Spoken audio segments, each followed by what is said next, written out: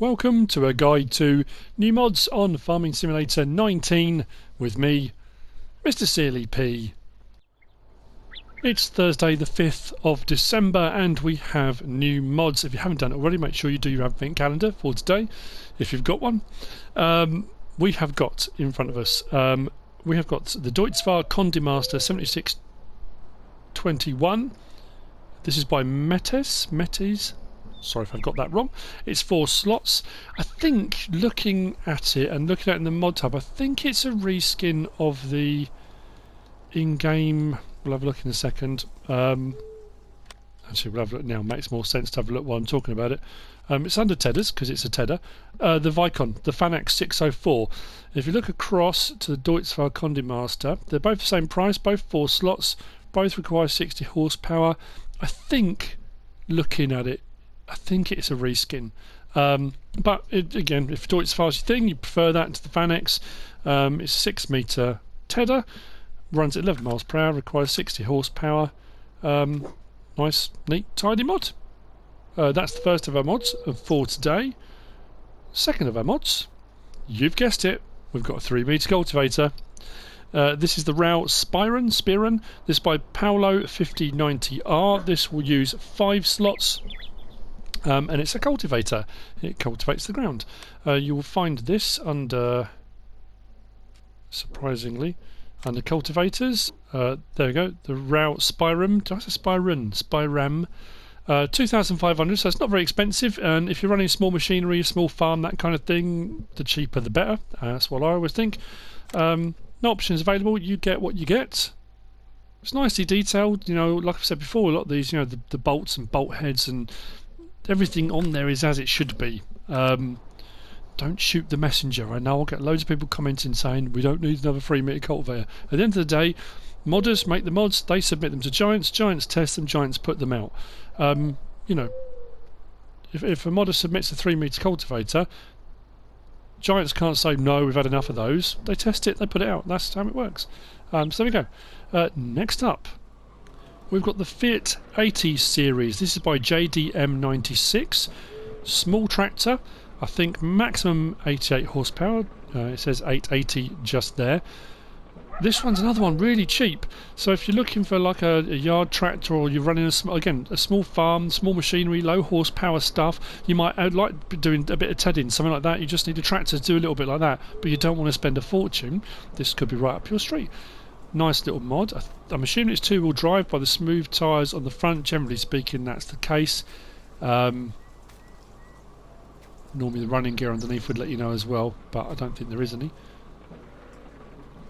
As far as I've checked, there are no doors and windows or anything that open on this, but we'll get in.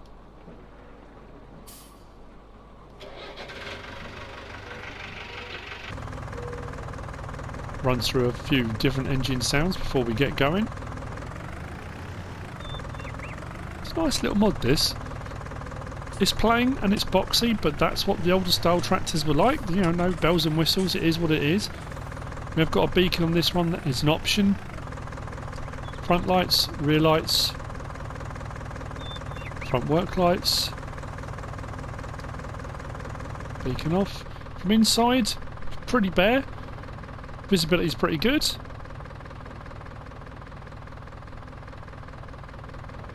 As you would expect from a small tractor.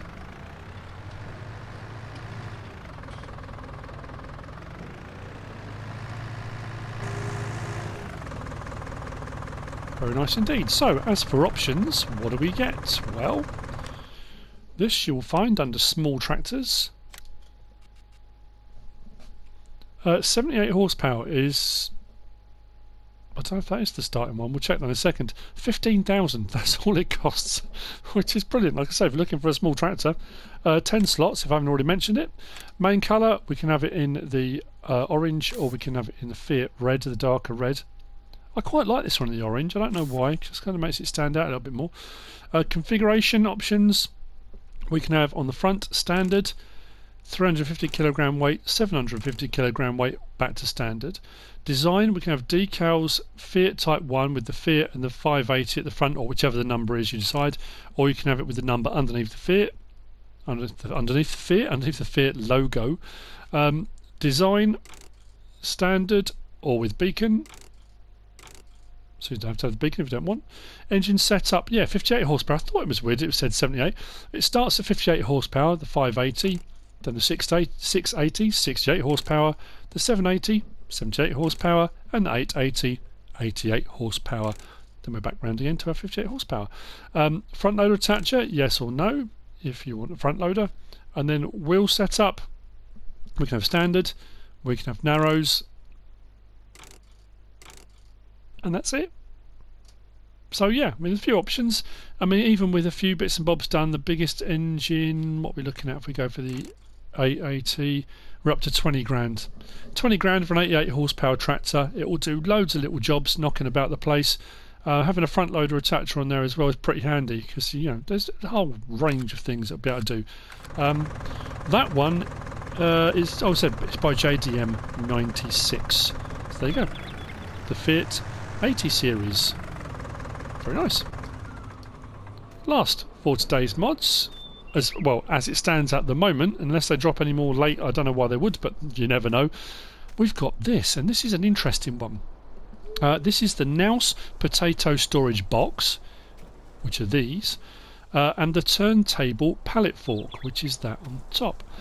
This is by Dutch Modding Incorporated, hence the DMI on the front of there, and it does say JD 7530 Chris 20mm Normandy Inter FA. I assume are they all the guys that are part of Dutch Modding Incorporated? Quite possibly.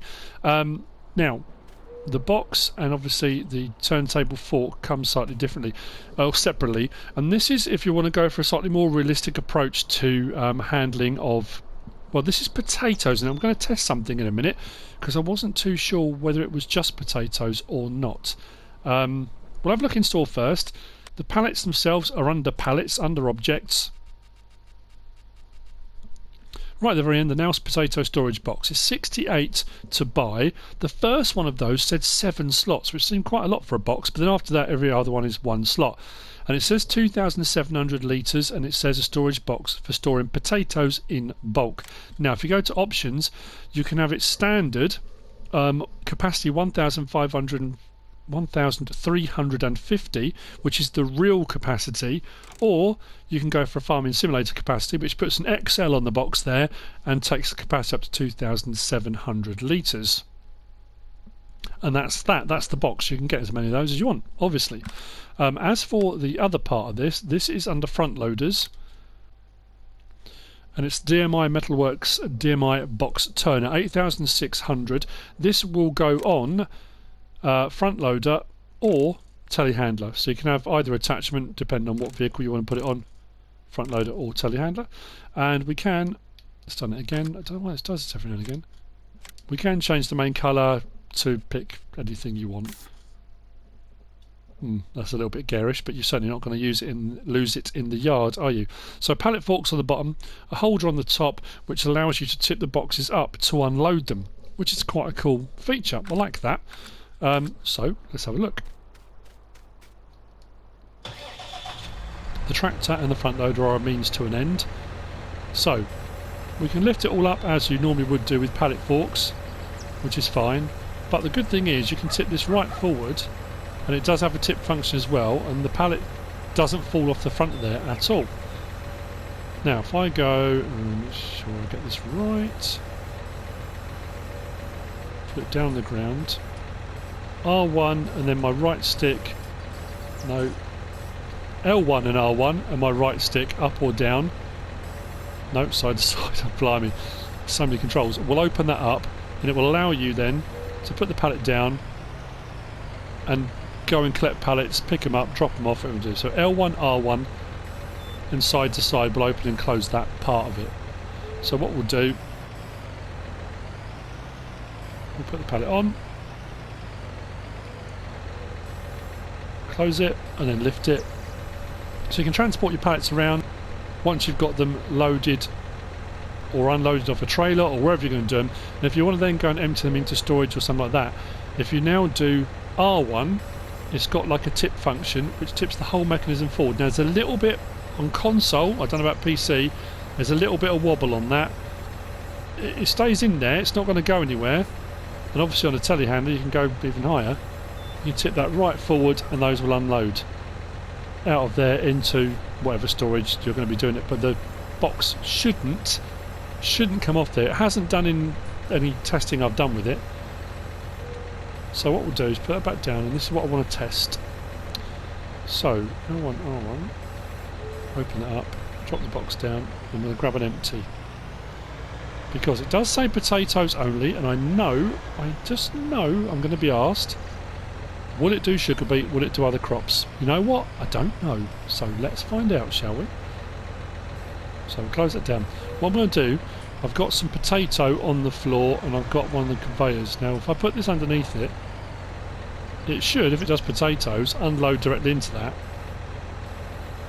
It doesn't look like it's going to, but what I will do just to double check, we'll go onto here, press L3, nothing's moving, unload here, nope, nothing at all. I'm going to open up the menu just to make sure I'm not doing anything wrong.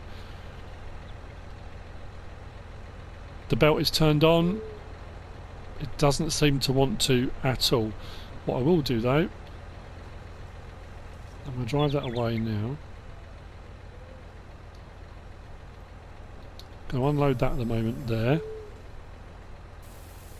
So that should go in a pile on the floor. So it wouldn't unload into the box, so it won't take potato. Sorry, sugar beet. It only does potato. I don't want to confuse anybody. It does potato, it won't do sugar beet. What I've also got is some corn over here as well, because I thought, you know what, we'll try it.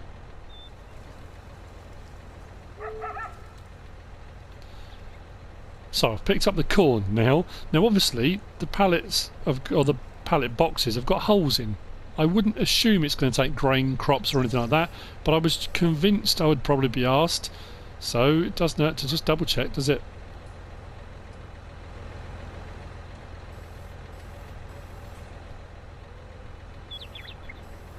Belt is extended over.